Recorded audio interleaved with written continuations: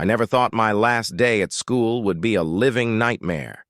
It started out like any other day until the fire alarm blared through the halls, forcing us to evacuate. But as we gathered outside, I sensed something was off. The entrance to the school was sealed shut, and the police had arrived in force. A frantic announcement was made over the intercom. The school was on lockdown due to a potential threat, and we were ordered to return to our classrooms and remain there until further notice. Panic spread like wildfire, and the halls were filled with the sound of rushing footsteps as we scrambled back to our rooms. Hours passed, and the silence grew deafening. The only sounds that could be heard were the steady breathing of my classmates and the occasional drip of water from a leaky faucet.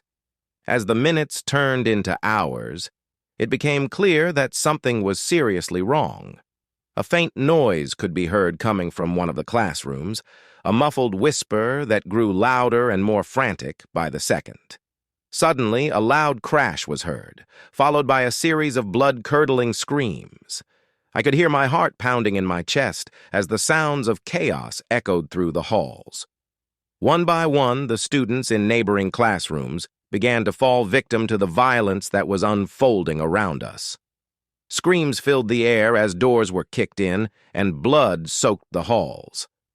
I huddled with my classmates, too terrified to move, as the sounds of carnage echoed through the school.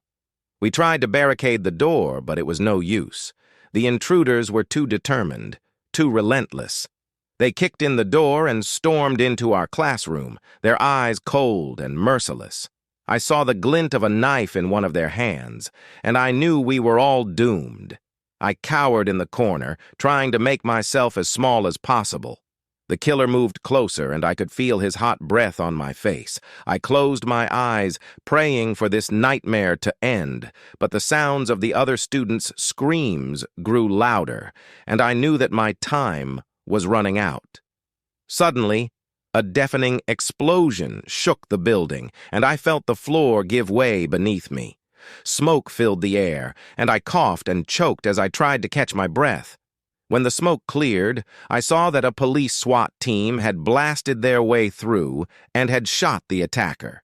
They left him to bleed out and did not let the EMS in until 30 minutes after for what they said was safety, but I suspect was a form of frontier justice.